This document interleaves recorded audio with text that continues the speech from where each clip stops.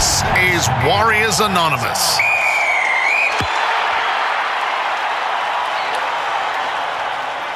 Yes, indeed. This is Warriors Anonymous. Welcome along and thank you for joining us on a lovely week of rest for our Warriors. My name is Jared Cronin. You might notice we're a little bit short-staffed tonight. Short-staffed. COVID. Unfortunately, Moneta Sauce still HIA. And also Isaac Sauce has been stricken with, a bit of a winter ill or chill or something like that. So I hear it's that deadly man flu. Oh, Fuck. Actually, we need to put up the photo that he sent for us, didn't in the messenger. Where is it? I'll see we do have. Was that like a photo of him being sick, or was that like a sort of a photo shoot he's been doing? I thought it looked quite glamorous, to be fair. We'll leave it to the viewers and we'll ask what they think. See if it's a sickness or glamorous. Daniel Wharekura, bro, how are you, man? Oh, good, brother. Good whānau, yeah. Just a little bit like the Wars. It's nice to have a bit of a break. It's been a successful but steady start to the podcasting season, so it's nice to kind of come into bye week. Absolutely. And speaking of which, speaking of getting a bit of rest, there we go. There's a photo that we were sent from Isaac. Not doing too well, but I'll leave that up to you. I mean, maybe it's just the lighting looks good. Yeah, I don't know. I don't know if it's quite Drake-ish or actually reminds me of Neo and that. I'm so sick of love songs, so tired of, and he's like in the mountains and it's snowing, and he's got the. Yeah. Oh dear. You decide at home. Yeah, that's right. You guys decide. Let us know. Isaac's probably going to be like, "Hey, what the hell are you guys doing?" That's what happens when you're not here, boy. Shucks. Anyways, we just came through Mother's Day over the weekend, bro. What did you get up to? Mother's Day. A bit of a family outing to some high quality New Zealand netball. So went to the Pulse versus the Mystics. It was 1 and 2, getting to the latter end of the season, and the Pulse took it out, which was fantastic. So currently top of the table. I think 1.5 rounds to go. So yeah, there's every chance they get they should be in the playoffs, but the Pulse, that is, Central Pulse, but don't know whether they make it to the final. So that was awesome.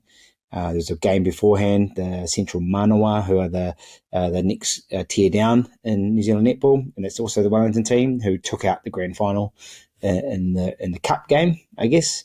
So the Wellington netball region is pretty strong at the moment. So nice. Exactly what wifey, the kid's mum, wanted, because she is netball for life. Oh, good. Okay, yeah, nice, bro. It's funny the different sort of eras you go through. I remember. Didn't seem like that long ago where I'd sort of, just pray for a Pulse victory at all. They were struggling there for a long time. Some lean years there, bro. Some lean years. Lean years, man, oh man. But good to see them doing well.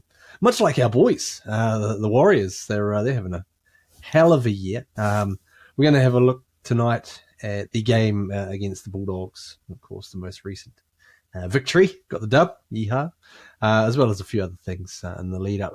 Also tonight, looking towards the future. The future is bright.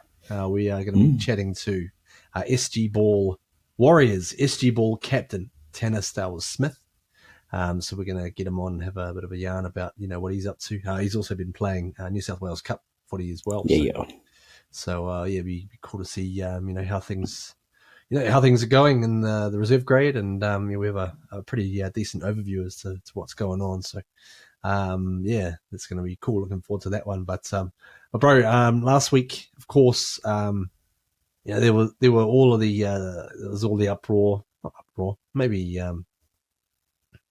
publicity, shall we say, about the comments from Jason Paris, great New Zealander, and also CEO of One New Zealand. So. Bro, what was the support like in New Zealand for what he was saying? Oh, huge support. I guess voicing that, being a stakeholder of the game, but potentially untouchable, potentially just slightly out of reach from sanction. I know there's various things being touted around, but it was, look, I think it was just the opportunity to highlight the inconsistencies across the game as well. And probably, just put voice to it, highlight it, put it in the spotlight. More for, and I keep coming back to it, I just don't think that they go out of their way to deliberately cheat at the Warriors, but it's an unconscious bias towards Warriors and lower base teams, or with less profile players, to kind of in the 50-50s to kind of side with the better team, or the team that tends to dominate as well. So I think it's just a good reminder that you just got to take those things out of it, and you just got to call the play as it is. And they're never going to get it 100% right, but you just want, more often than not, you want to see the right call made. So, so I think it obviously gathered a lot of support. But I think the key thing is probably how the team responded as well. So did you catch much of the coverage in the chat from how Webby and Tohu saw that? Yeah, I caught a little bit of that. Just in terms of, I thought they played it pretty well in terms of, and Cam George as well, saying, this is our sponsors' opinions. This is not the club's opinions. It was like, I see you. That's good. That's nice. But yeah, I thought that, how they approach things from in the club, and pretty much how they've been doing it all year, to be fair. I know that Webby was joking a little bit week before last about getting people to chip in for the old, pay the fine. I saw a lot of people were actually doing that, trying to set up, what was it? Give a little. Go fund me. Give a little. So I guess, bro, did you think that, let's see, did the comments help the level of refereeing in our game with the Bulldogs, do you think? No, the lesser team of the Bulldogs helped us as well, I reckon. So again, and it's just highlighted by individual players making mistakes. So the first kick, and when we get into the game, but the first bomb we received, the debutant on the wing there, wanting to do well, put pressure on for the Dogs, but pressure caught Chance in the air as well. So that's just, that's an easy thing, right? Like a no-brainer. But it's one of those things where, no disrespect to that. I thought that guy played pretty well, but the heat of the kind of coming into the new game, new grey, wanted to do well, overexcited, enthusiastic, made mistakes. So I still stick by the fact that sometimes it's just that if you play smarter and play better, you're going to get, the rub of the green as well. And that was probably just an indication where, the right call was made, and it's just an indication of the level of the player versus, not the profile of the player. Because we've talked about it a bit as well, and even you keep seeing it the weekend. The Trail Mitts of the world just feel like he's a little bit above the game now. Maybe wasn't a few years ago with his reputation, and he can kind of push things to the level of the law, but they just hold back because of the profile. Sure. Now going into the game, there's a couple of interesting selections. Obviously, we went with Freddie Lussick, our guy, starting the second week in a row. I like it. I think it's working well. What are your thoughts on that and how it went against Bulldogs? Oh man, I think it's the perfect opportunity, and two reasons why. I think we said last week, I think Freddie's just playing that well that he's just commanding to change up what the early game plan was, to have another second a hooker to play 80 minutes or at least 70-ish odd minutes, and have a short spell with a non-recognised hooker. But I think he's playing that well. He's actually found a way of taking the sting out of the game, competing hard defensively at the early part of the game, which is then gives Wade the chance to come in with tied middles and move things around and change the dynamic of attack as well. So it's kind of, I really applaud the Warriors for adapting on the run with so many situations going on, injuries. How do you get your quality first grade players out there as well? So yeah, for now it's working really well. It might change when you get a full complement of the troops back as well. But they're making it work, and also it's reducing Egan's workload, which is pretty key. Absolutely, especially the a lot of the effort plays. You find that a lot of the tackles that he gets in trouble with, when he's fatigued and play gets a bit sort of broken up or whatever. And so I like the fact that they're managing him, but also it's cool to basically get to that 20-minute mark within the game, and bang, on comes Wade and on comes Dylan Walker, and it's like, oh, okay, just gives us that extra, sugar hit, I suppose. But that first half, one more interesting selection. Actually, two parts to this, because we brought in Rocco Berry as a bit of a backline shuffle. Obviously, Kossi had been injured last week, so they decided to bring in Rocco, who hadn't played a lot of footy, but what he had played in New South Wales Cup, he looked pretty good. I was interested to see how they were going to work him, because for the majority, I think for all of the season so far, Adam Pompey had been stationed as our right side centre. So I was interested to see if they were going to swap him or put Berry on the left side, which is his less favoured side. But they ended up putting Rocco on the right side, Pompey over to the left. What did you see from those two guys after that adjustment? Yeah, look, to be honest, I probably didn't focus on the switch of sides as much. Probably not clever enough to understand the nuances based on their skill set as well. But I guess what I saw was, both had fair. Well, I think Pompey, he's had another consistent game as well. Strong in the carry, defensively, pretty sound, and he actually made some pretty good positive decisions as well on attack, on defence to turn things around too. So showed a nice bit of gas as well. So he's, becoming defensively and just all round sound at the moment. And to Rocco Berry's point, look, I think he had a solid game without being spectacular. A good game to come back into grade as well, first grade. Mostly, and again, I have to look at the vision back again around how we conceded that second try. But yeah, I thought he was pretty good, and I think he had the benefit of playing a team equally, probably not at the level in terms of their best, but not sort of, how would you put it, outstanding, world renowned centres, and also a back five where he didn't have to do as much work as well, because the boys, the 1, 2, and 3, 1, 2, and 5, they did the work, man. That was, people give Blocker a lot of shit, but he actually spotted something which he just thought these three are the hardest running back three in the competition, and it just showed they just got a roll on. So for Rocco, it was a nice entry back in. It was a weird feeling before the game. Blocker comes on, he's like standing there about 10 metres away from the Bulldogs warming up. And he's there and he's like, yeah, I'm picking the Warriors to win this one. And I was like, what? First of all, he's standing right by the opposition, and he just was like, nah, I reckon the Warriors are going to get it. So I was like, oh, okay, there's something different there already. And we looked pretty efficient in that first half. 18-0 lead at Oranges. What impressed you most about the first 40? I think just the control that we had as well. We didn't make many errors. We completed our sets in the right part of the field, what we were doing all season.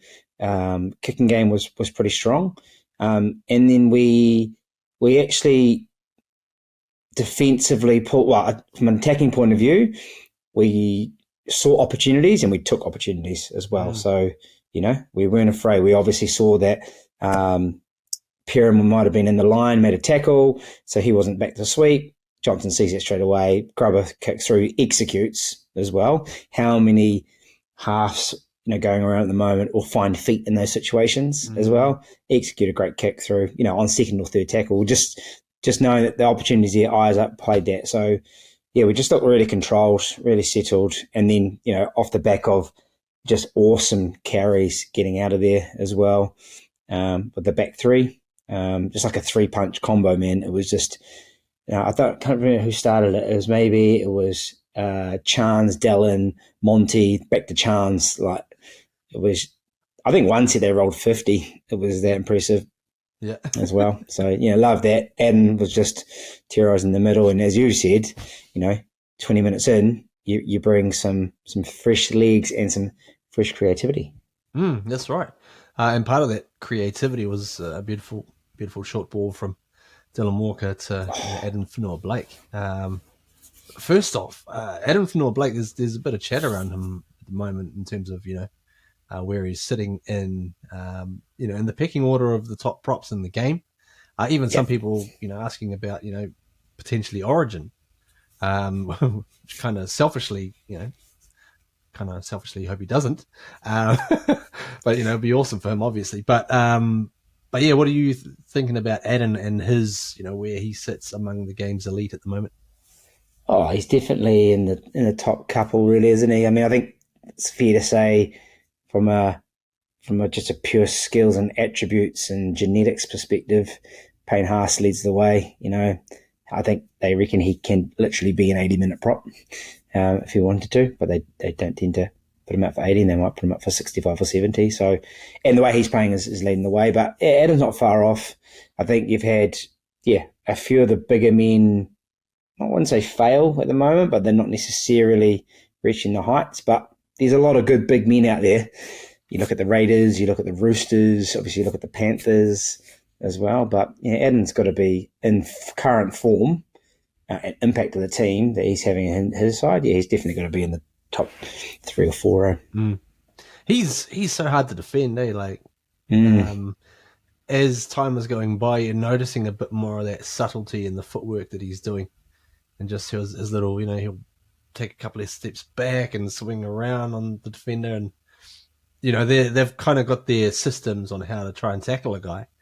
And then Adam just comes in and just completely, flips it on them. They're like, how do I tackle this dude? And then all of a sudden, he's managed to like backtrack for an extra 5-10 meters, but he's looking awesome.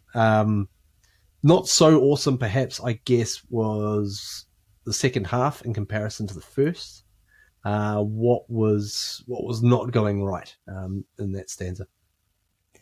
Oh, I think there's a whole host of things, that well, I guess you'd say didn't go as smoothly, and it was at times at risk of letting them back in the game in a big way. We were probably fortunate enough they didn't have the quality to do so as well. There were a couple of kind of scary moments though, and the right calls were made as well. Coming back to consistency of refereeing, it was a very consistent performance, I reckon, because the right calls were made in situations. But yeah, it's one of those ones. We did enough to win the game against this team, but we, I think I put in my notes, maybe we didn't think the game was done until about the last 4 or 5 minutes. And in theory, the way we'd played, in an ideal world, we'd come out, we've scored another 2 tries, and we put the game to bed with 20 to go. In saying that the whole NRL, most of the season, most games have been decided in the last 4 or 5 minutes anyway. So the fact that we already completed that task was good, but yeah, they just limped home, didn't they? Yeah, that's right.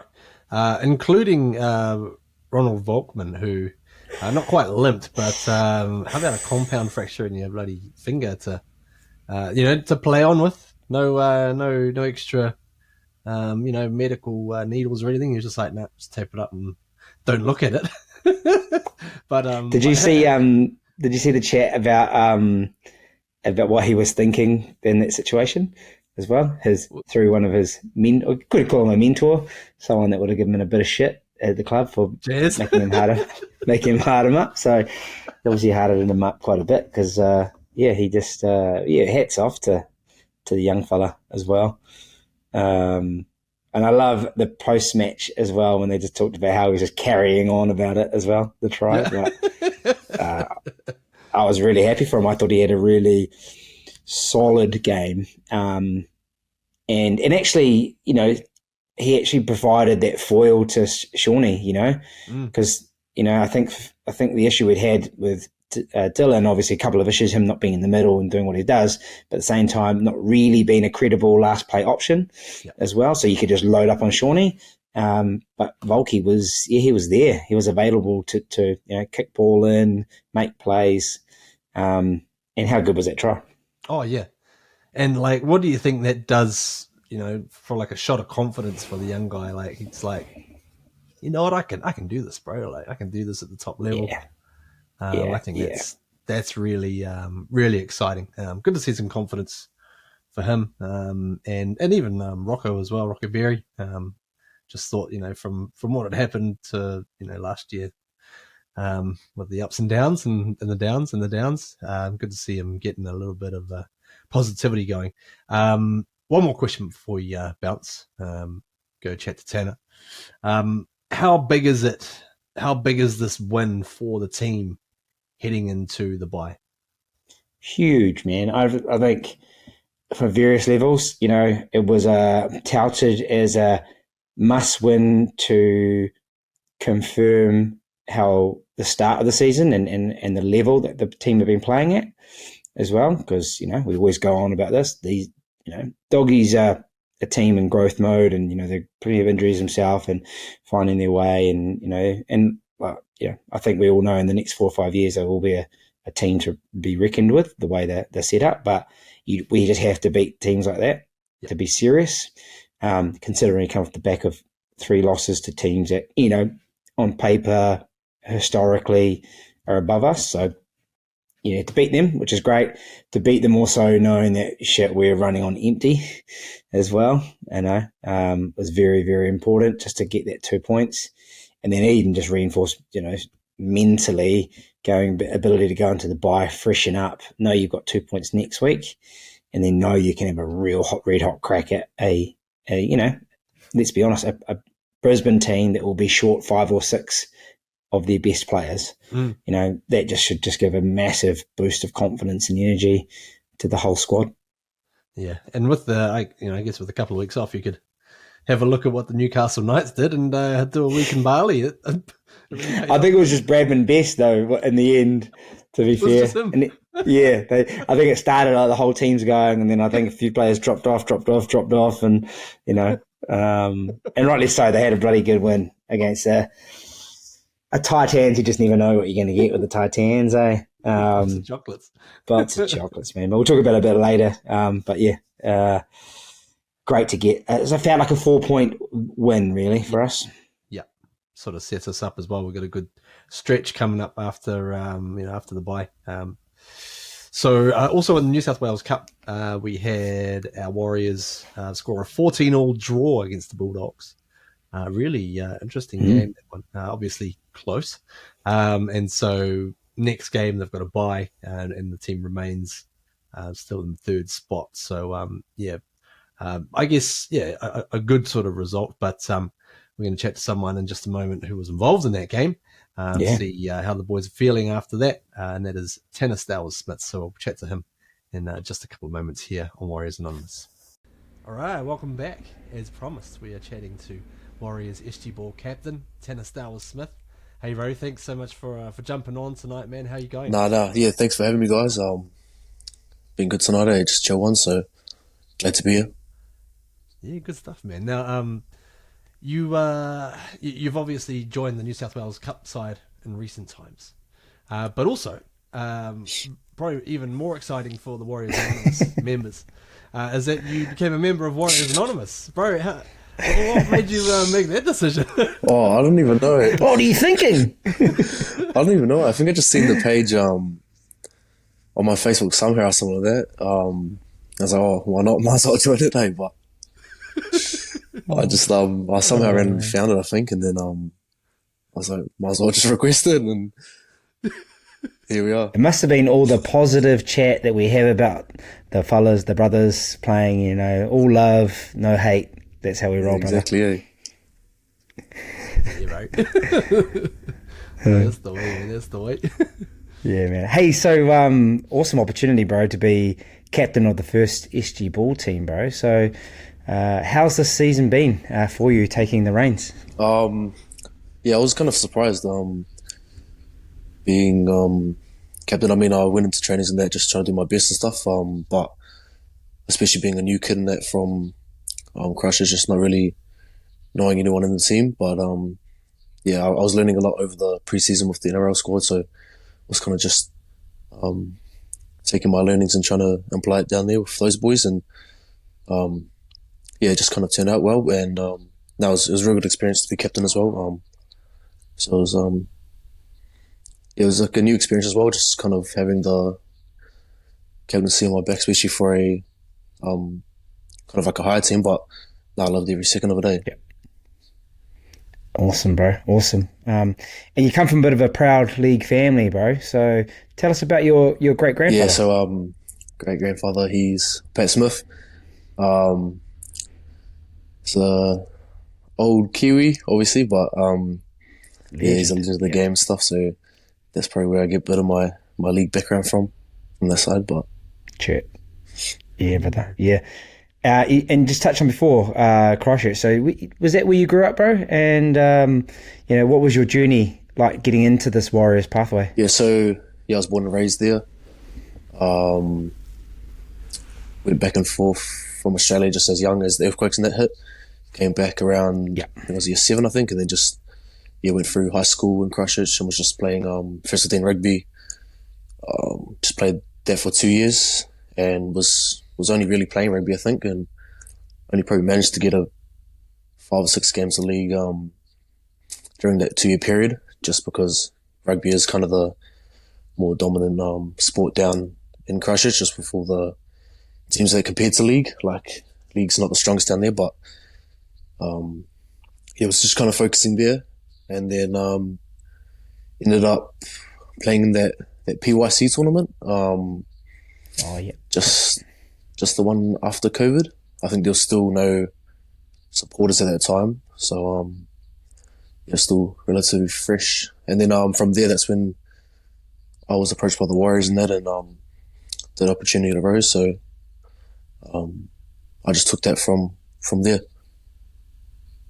Man, Awesome. Man. Did they shoulder tap you like at the ground, or did they give you a call? Well, yeah, I was meant to talk to one of the recruiters there, but I think they might have left or something like that, because I think I was getting changed for too long. But then they just messaged through. Well, I didn't have an agent at the time, so there was just a bit of communication through my dad, who was kind of dealing with the stuff at the moment, and then just like phone calls and stuff like that, just with interest.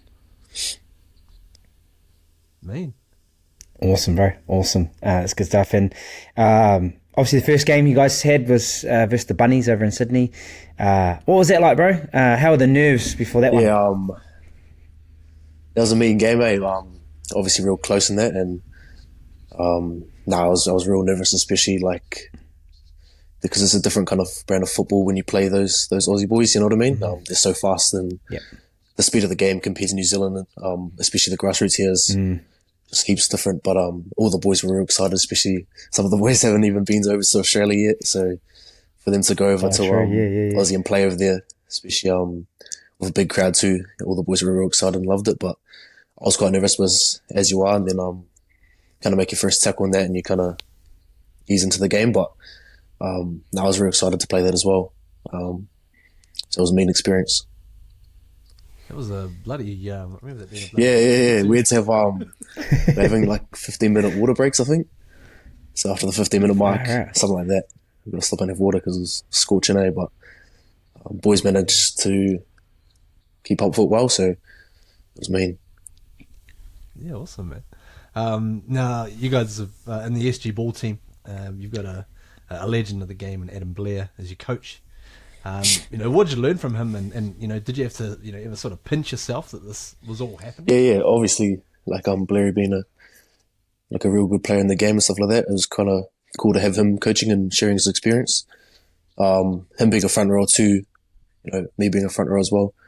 It was quite easy for him to kind of imply his knowledge onto not just me but the other forwards. So, but also him controlling the full team and stuff like that. So, no, he was a real good coach and helped us boys a lot, especially with the boys that haven't really played at a kind of level that SG boys. So, yeah, I thought he was real good. It would have been harder sometimes to put up for us. He was the boys real cheeky in there, but I could tell he loved it too, and yeah, it was awesome. Yeah, choice. Now, you're a real mainstay in the pack, leading from the front. How would you describe your playing style, and have you ever modelled your game on any other players? I'm more of just kind of like a crash bash type of player. Pretty straightforward prop, I guess, but I just love being physical and just getting the ball in my hands, running hard. That's pretty much how I play. Not anything flashy or anything, but just get the ball and get up, get down. You know what I mean? So, who am I? I like watching certain players. I don't think I've kind of really like compared myself to a player, I guess, or like, but I just like watching certain players. Obviously, like stuff like Payne Haas and that, being real damaging ball carrying and stuff like that. But I also like your Jake Tavoyeviches and Cam Murray's who just get through the middle and do a lot of work. Who also aren't like flashy players in that, but vital for their team to just with the amount of work they carry. So I like watching those type of players. Yeah, cool, man. You're up, bud. Yeah.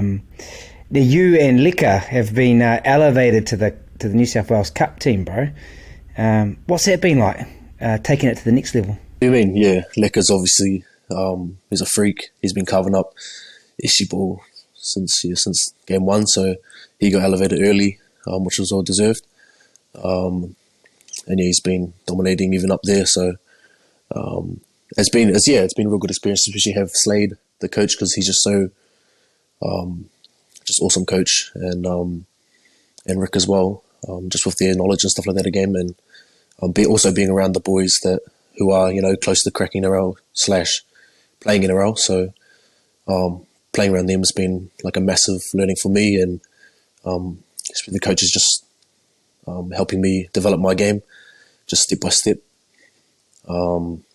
Yeah, it's been awesome, mate. But it's pretty crazy just to play against some big names in the NRL and stuff like that.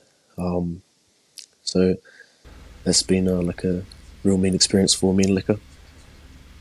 How did you and the boys pull up after the game on the weekend against the Bulldogs? Yeah, it was a real tight game. Obviously, like I think we only just scored that last try with about 8 minutes to go.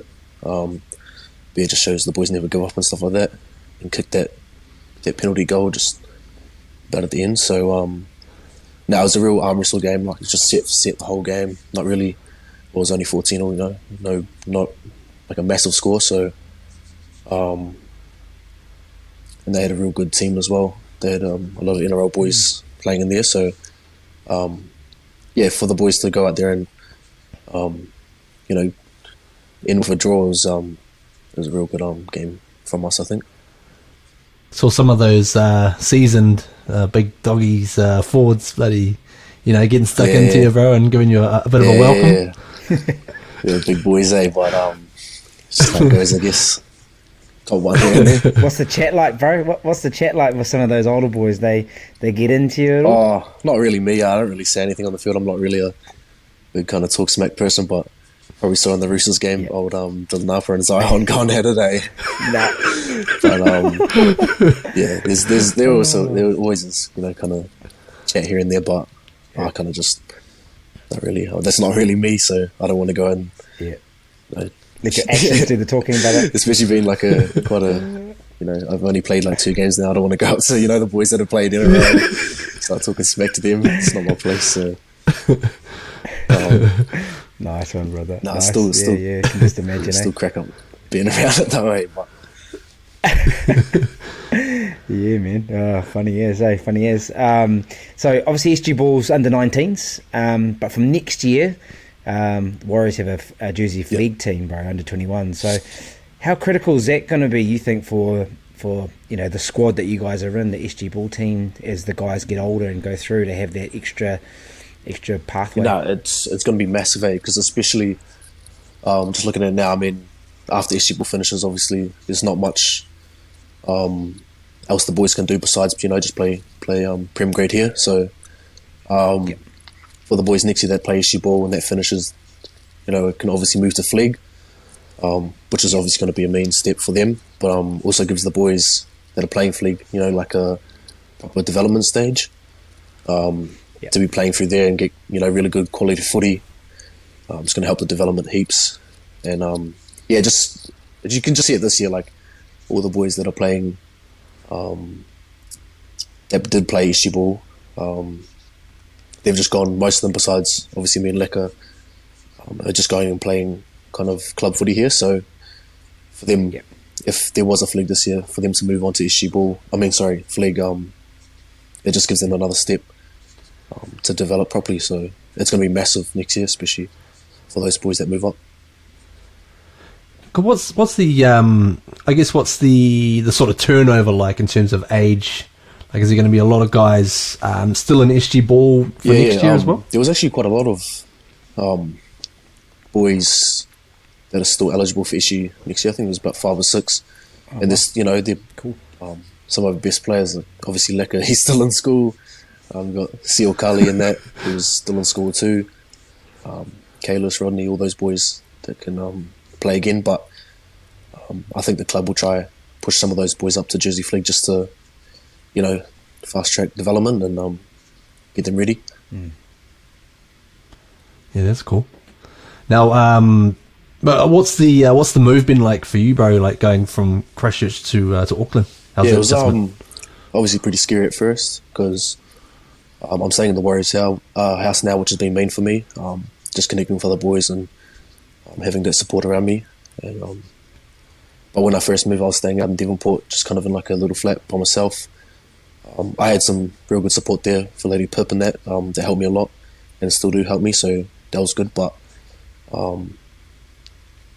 it's a big step, like Christchurch isn't nearly as big as Auckland. The traffic still annoys me. Don't really get that in Christchurch, but I've settled in now, so it's hard, obviously, like missing family and that, but you got to do what you could do. So they're always there supporting me in that. Sure. So just here for a reason, so I've got to take it. So you're in the Warriors house? Did you say? What's the setup there? Right? How many of you? So there's 4 of us staying here at the moment, and there's just James and then Anita, who are the house parents, who just kind of look after us.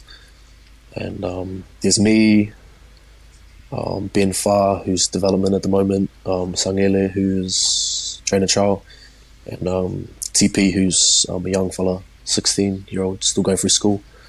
They just moved from Hamilton, so he's staying here while he just develops and goes through school. So yeah, just 4 of us. Yeah, cool.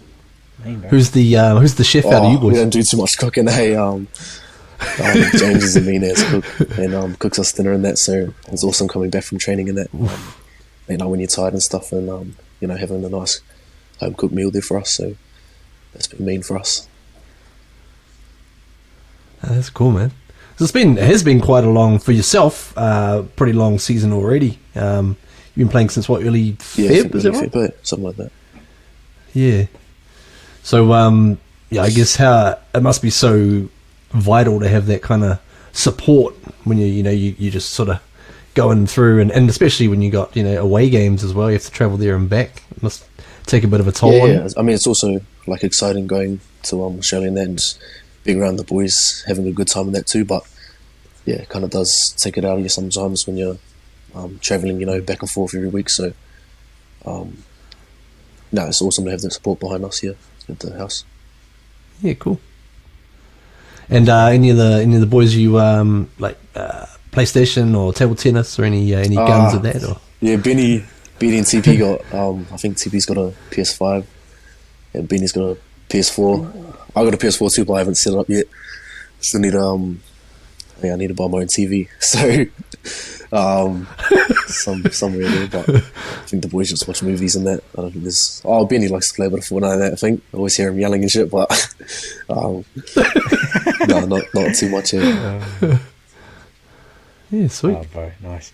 Now, couple cheeky questions, bro, that we ask. So we had Freddie Lussick on at the start of the season as well.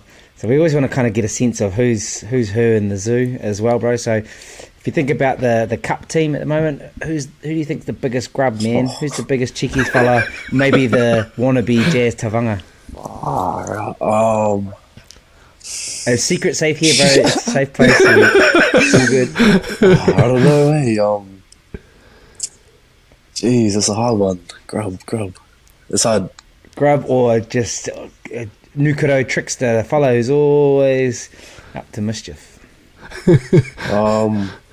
Alright.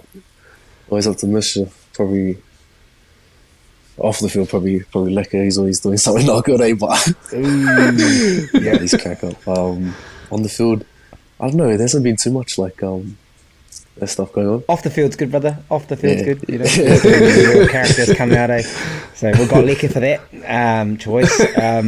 Who's the fellow and you're going to get a feed and they never got their wallet, bro. Never got any money. Can I? I'll sort you out next week.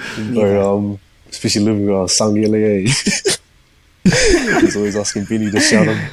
One time we're about to go to the movies and he's like, "Oh, I only come if you buy me breakfast." But Benny's probably on the better contract day. Surely, look how much money you got. But nice, bro.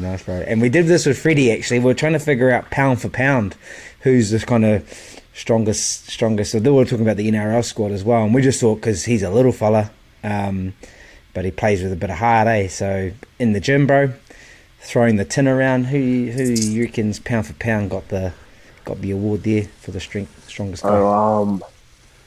You can name yourself too, though. You know. No. Jeez. From the cup team or? Yeah, from the cup team, bro, or even SG, bro. SG.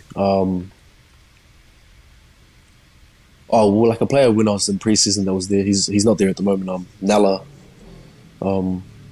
He was. He surprised me. He was with his strength. I think he's doing pull-ups of like 60, 70 kgs on him, but that was crazy. And but probably from Ishibu, pound for pound. Jeez. Probably. Alright, I don't actually know. You stumped him, bro. I'll give it one to you, brother. Yeah. Come on, we'll give it's gotta be you if you can't find anyone. You. Because that's what we did with that was the rule with Freddie when Freddie couldn't name anyone with the old missing wallet trick, so he couldn't think of anyone. So we were like, if you can't find anyone, it has to be you, bro. And last one I got is that who's always the cleanest fella at training. Wet conditions. Didn't like you made a tackle. Didn't look like you got dirty with the rest of us. Probably some rainy days. All the boys are pretty muddy in that, but who doesn't like the rain? Probably Ben Penny doesn't like getting dirty. Big front row. Sweet, right? Trying to stay. Come on. Always complaining his shorts are weird and that. Fair enough, brother. Fair enough. Oh, cool, man. I won't ask you anymore. I might get you in trouble. Sweet ass. Now, bro, you boys got the bye week coming up. So, what's the what's the go there? Any liberties? You get to go on fishing trips or play golf or anything? Most of the boys. Benny and Sunny from the house are still in Aussie, so got till Thursday off. So I think there's a lot of boys that are still in Aussie and they'll come back later in the week, obviously. But for likes of myself and stuff like that, I'll probably just go play from Point Chev in the weekend. Just play local club footy, just get my minutes and that up and get some game time. So that's for me. But yeah, most of the boys probably just out doing their own things. Obviously, I'm still in Aussie, and boys flying around here just got half a week off, so they'll be enjoying it. Yeah, sweet, bro. I remember there's a good Chinese takeaway over in Point Chev too. It was always my go-to place when I lived in Auckland, man. Just across from the mobile. So I got one more question. Here we go. Cheat meal, bro. After a good win, when you're allowed a cheat meal, what are you dining out on, brother? I'll go like Max. I'll go stop in at KFC, get some stuff there. I'll go to Macca's next. I'll get some chocolate after and just lay it all out on the table. Just pick from that day, then have my dessert, just a whole block of chocolate probably. Oh, yes. I've got a real bad sweet tooth face. I'm always any opportunity I can get. Sweet, bro. Yeah. You do the mahi, you get the treats, man. That's it, bro. Well, what flavour king size? What's your flavour? I'm real indecisive. I'll change just about every time I get one, but safest option probably Black Forest. Can't go wrong there. Oh, okay, nice. Yeah, good, man. That's all. And just good. for all you listeners there, Tanner is a professional athlete, okay? So he's doing the mahi to get the treats. Us bums, okay? Most of us are in our 40s, bro, so we're getting old, so we're not allowed to do that. Yeah. We try to do the mahi, but we can't do it anymore. Something breaks or falls apart. Something to look forward to. But anyways. Bro, that's awesome, bro. But you got any more questions to throw? No, we'll let you go, brother, because it's getting on, man, and you've got to do some mahi this week. But awesome, season so far, bro. So keep it up. Nah, sweet. Appreciate you guys for having me. Awesome, bro. Thanks again. We'll follow you with interest, and bro, don't be shy as well. Jump on the group and bloody throw out some some heat-seeking statements or questions at us. No, 100%. No, thank you guys. Awesome, bro. Sweet. Thanks, Tanner. See you, bro. Ka kite, bro. Oh, he was cool, man. Yeah, bro. Really mature, for his age. Yeah, grounded, mature, bro. Obviously, captain to see something in him. So I think he's going to go places, bro. Yeah, I reckon. Hopefully, those places are all around. What is it now? Go Media Stadium. Go Media Stadium. Go Media Stadium. I was like, yeah, cool. Good news about the sponsor as well. Yes. Yeah, more cash. Need more sponsors, as do we. Speaking of which, speaking of money, that is, Greg Spencer's got the money for us. This is the expense account for this week, in Isaac's absence. Ching, ching, ching, ching, ching. So, Ching, ching, ching. I'm going to give this a go and see how we go, because I haven't rehearsed this at all.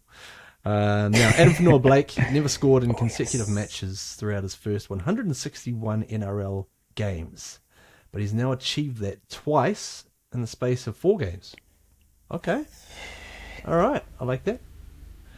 Now, another hyphen name, Dallin Watene-Zelezniak's try last weekend continued a trend where a player from either side, when wearing the number 2 jersey, hasn't failed to score in Warriors versus Bulldogs games since 2017. So that's good to know. So number 2 jersey in either the Bulldogs or the Warriors since 2017, they've scored a try every time those teams have met. So if we're thinking long game, we've already played the Dogs twice this year, so unless we run into them in finals, just remember that for 2024 for your multis. Oh, yes. Yeah. Yes. Thank you, Greg. Any try. We start capitalising on this. Yeah. on this info he's given us. Now, after 11 rounds, the Warriors have conceded 77 less points than at the same stage in 2022. Okay. I also read that we've got the same number of wins so far that we had all of last year. Yes. Is that right?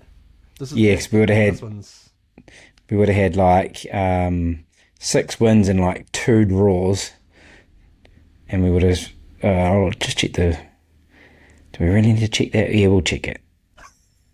Do we have to relive that shit? Ladder. I'll tell you exactly. Yeah, we had 14 competition points last year. Right, okay. So just one draw. It was a one draw. That's grim. Because there's more buys Very this year, grim. right? So, Yes, there's 3 buys because there's 27 rounds. yeah, okay. So just so you know, 30 points was the Raiders made the top 8 last year. Add 3 more games, so you could probably say you need at least 34. Oh, you got the buys. It's going to be confusing. It's going to be way more. Could be up to like the 38s. Perhaps get it. Yeah. Well, if you win over half your games, which we're sitting at the moment, 6 and 5, then if we just stay ahead of that, then we're 24 games, 24 games we play. Yeah. So, anyways, the last factoid is Dylan Martinez-Zelezniak was also the club's top try scorer in 2022 with 9 tries.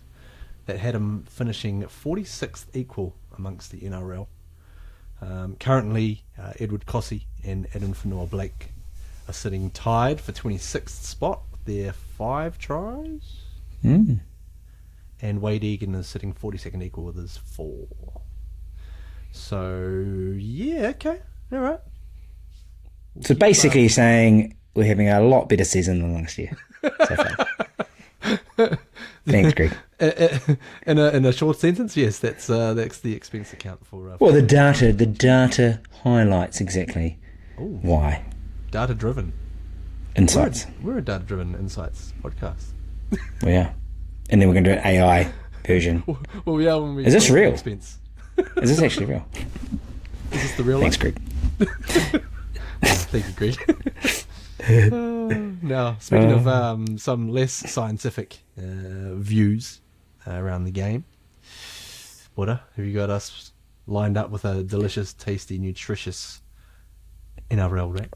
A wrap. What's in your just before I talk wrap, what's in your go-to wrap if you had to make a go-to wrap as well? 4 ingredients max. 4 max. Okay. Gotta have crispy chicken. Sheesh, that is me 3 more. Can it be 3 more plus sauces? Yes. Okay, all right. 2 sauces max. 2 sauces max. Okay. Gotta have a lettuce. Yes. Baby Maybe tomato. Probably some red onion. Oh yes, please. Now down to the sauces. Oh, I mean that matters what I feel like. I mean,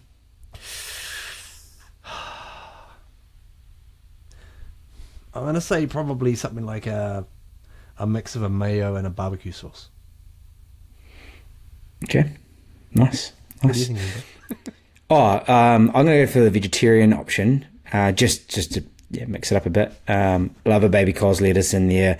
I love some form of. I love a hummus actually in there for that moisture as well. Love me some red onion, and then just probably depending on just a cheese option in there as well. Yep. Love the crunch. Love the onion as well. I have heaps of raw red onion. Would you be allowed to pickle the onion? Oh yeah, even if you can do that. I've been threatening to do that for a while, but I just can't be fucked. But yes, give me the pickled red onions all day. It's a good lift, eh? Man, oh man. I remember growing up, my old man was massive on those pickled onions.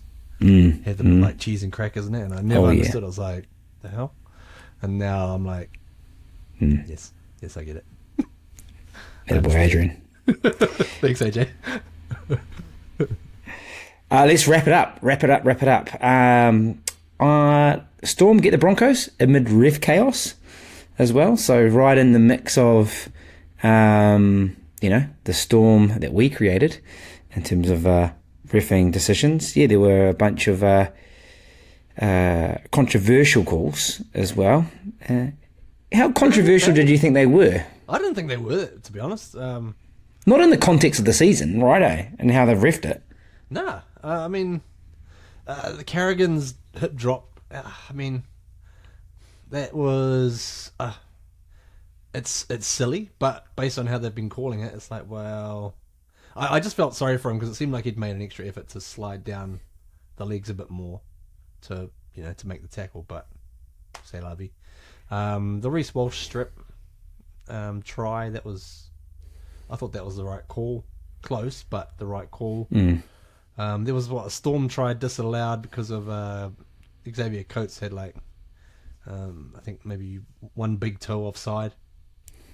100% we'd get caught on that, so stuff you guys. And then that one, probably that hard luck one, was that Coates try where he ran away after Olam had been hit in the face trying to make a tackle. But to be fair, when you watched it in play, it just 100 times out of 100 looked like it was a knock on. So it was I couldn't blame poor old Red, the ref. I actually like that ref. Poor yes. Red. Poor Red. So yeah, I was looking at this thinking, I know there was a couple of fights in that throughout as well, which I didn't catch, but from what I saw, I didn't really see a hell of a lot of issues with it. Can I just give a massive shout out to Dan Ganane? He is fast becoming our favourite commentator, especially for Mick Penis, trying to squash the kind of the open hand slap that was going on in that game as well. And he's like, whoa, Warriors fans will blow up here. It's like, damn fucking straight we would, because it's exactly what's happened as well. So, that's right. At least someone's got our back. Yeah, exactly. The old Sifakula applying moisturiser to the chin. But what I've ascertained is that if it's in a melee like that, you can't do that. But if it's just Latrell Mitchell trying to play the ball, he's allowed to smash in the face, open hand, because he's allowed to do that. I mean, to be fair, he was just trying to get up to play the ball, and knowing Melbourne, they just seem to drive you to that sort of that point of madness, because they don't get penalised as much as they should do.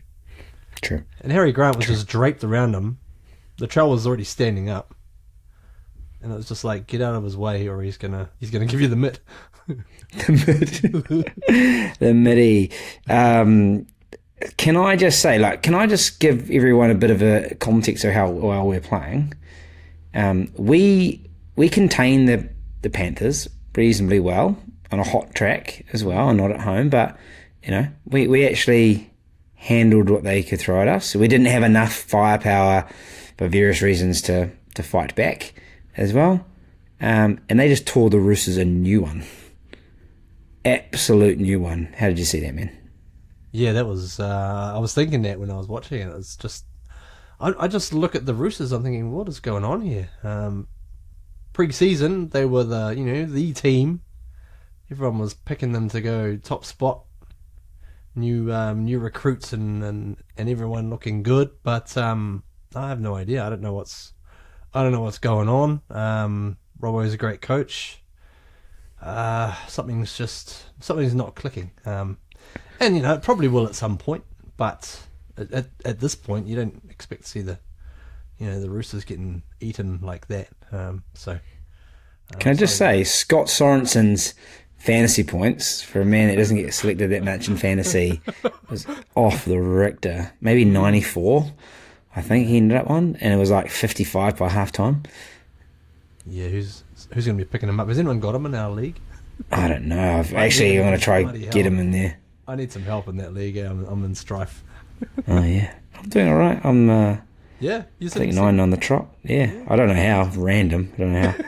So I can random. But that's what I love about that one. It's random. Bunny's too classy for the Tigers. Tigers are gallant, weren't they? And Bunny's just sprinkled a little bit of that Trell magic, mic'd up magic Mike. Yeah, it wasn't the greatest game to watch, was it? I mean, I didn't watch too much of it because I was like 8-0 into the last 10 minutes. And they just got the job done. So I think everyone's saying that they have in the past have been criticised for only being able to win big and lose games like that.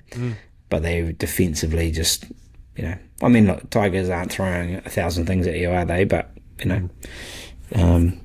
just got the job done. Luke Brooks didn't see his... I've been calling for a double round for the past few weeks.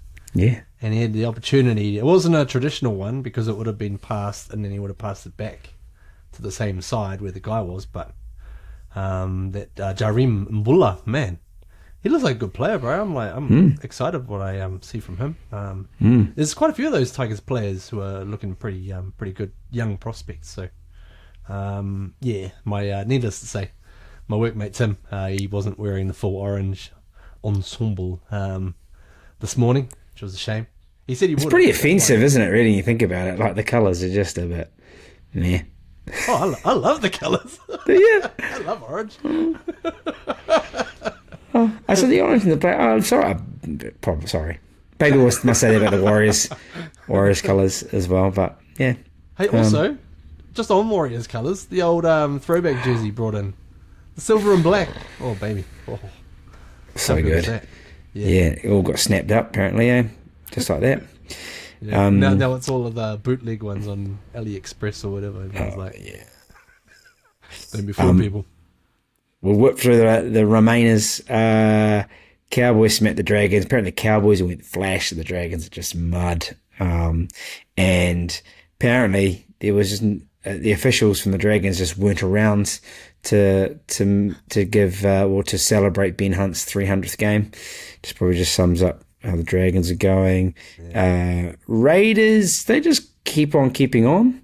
Again, Dan Ganane's commentary from, just upholding the hand slap, because Big Red comes flying in, giving Maddo an open hand punch, bit of a tap.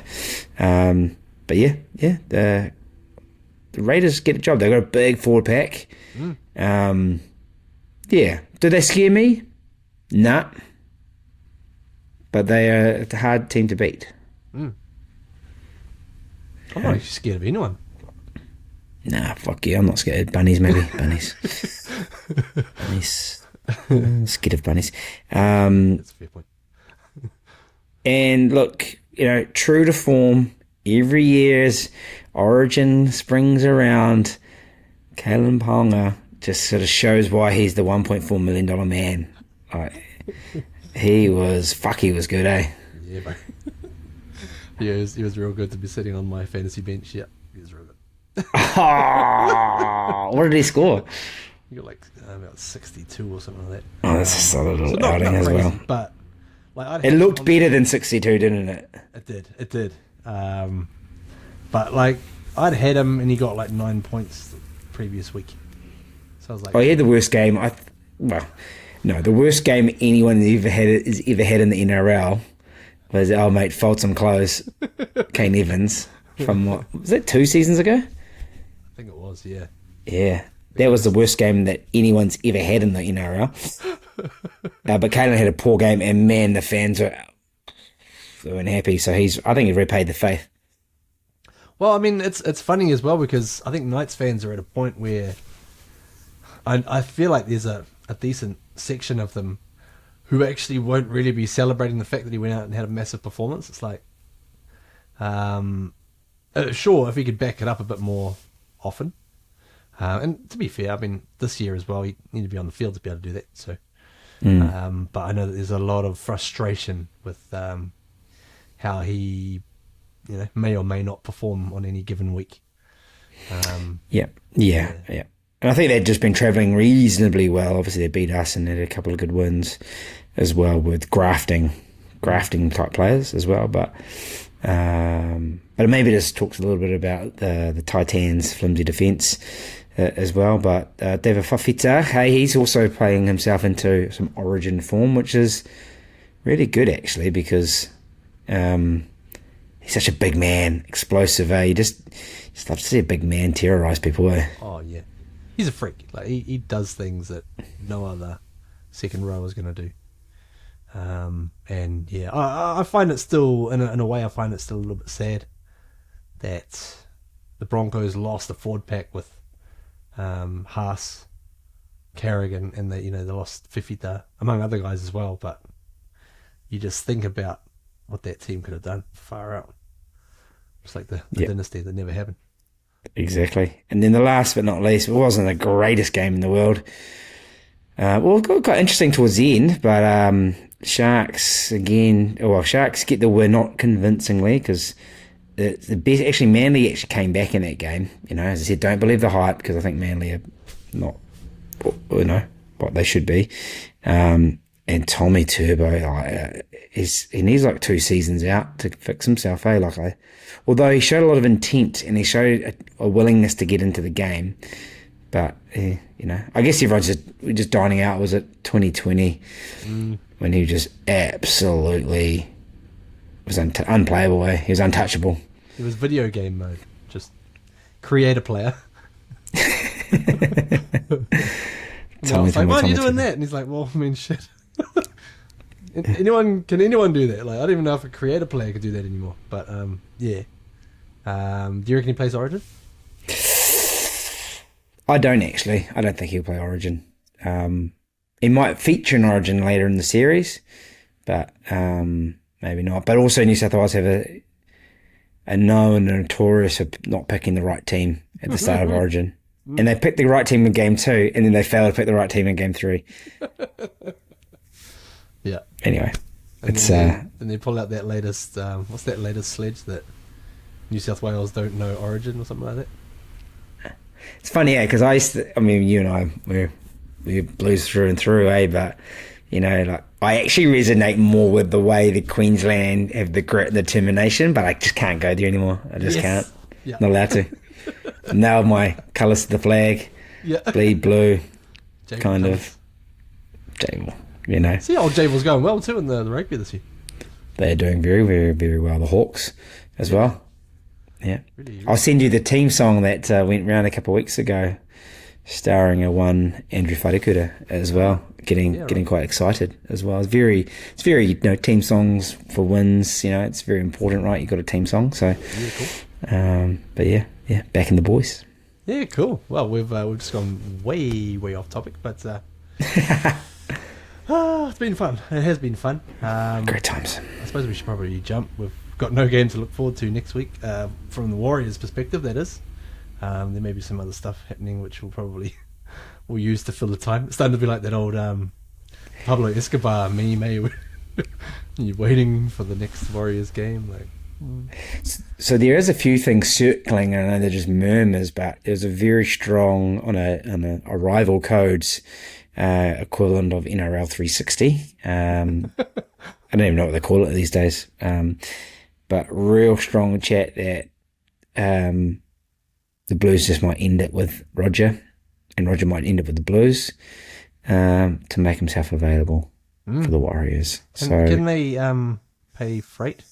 How does that work? Cross code. Well, it depends. I mean, look, I think it's different currency, but perhaps Roger's, he's got a bit of cash anyway. I'm sure there's a spot in the 30.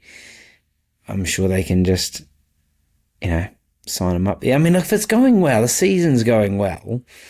How good with like 10 rounds to go would it be to have or 8 rounds to go to have a one RTS come back into the squad? So, I mean, he could do that or not get picked for the Blues.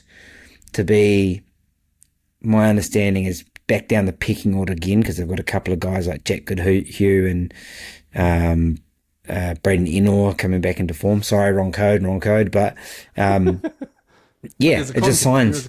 There's context. The signs are like, I mean, you can compare it. One of the comparison they were talking about, just how poor rugby is going as a product is, they had Canberra, the Raiders played, and it was pretty chocker on a cold Saturday night. Sunday afternoon, they had the Brumbies play against the Highlanders.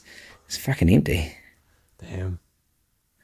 Yeah, it's depressing. It's really sad. I'm not one of those people who, is reveling in the demise of rugby. I'm just like they need to sort a lot of stuff out. They just managed. We just look at the product. They've just ruined it. But yeah, if you've got Wayne Smith turning off at halftime, one of the professors of the game. But anyway, I think the NRL just has a great product, and I think there's a real good opportunity.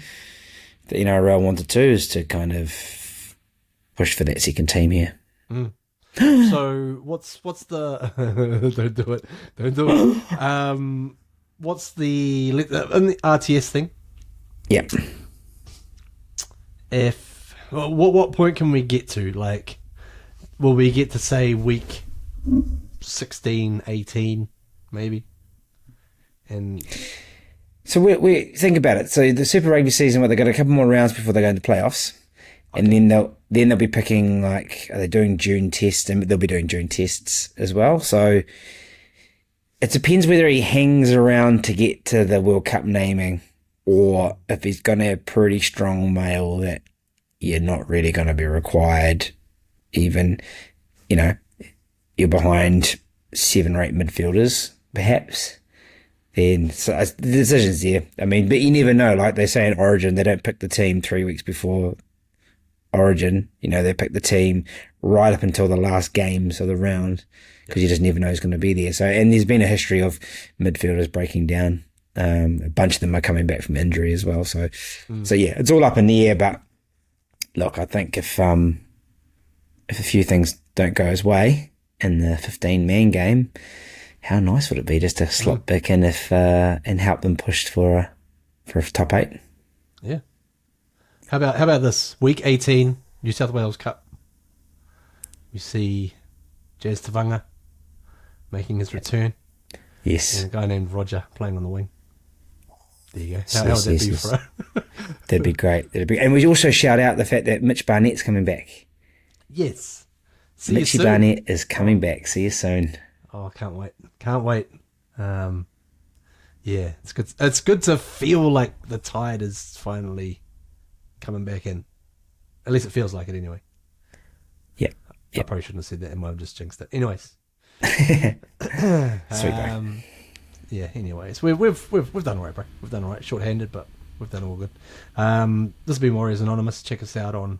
We're on Facebook, we're on Instagram, Twitter, and we've also got what are we on YouTube, Spotify, Apple, blah blah blah, podcasts, whatever. And occasionally we try to go live on Facebook until they ban us. Yeah, we're going to try and crack that nut at some point, and we will at some stage. At some stage. we'll give it a crack anyway. Thanks very much as well for Tanner Stowers-Smith giving us time tonight. The man. Awesome young man, and really going places. So still don't know why he's talking to us, but anyways, Daniel Wharekara, bro, thanks for joining us. Thanks, brothers. Thank you. We'll go track down some Sauce Boys next week. My name is Joe Cronin. This has been Warriors Anonymous. We'll see you next week, bye week. Don't know what we're gonna do, but we'll do something. Maybe, I don't know. Anyways, we'll catch you next week. Go Warriors!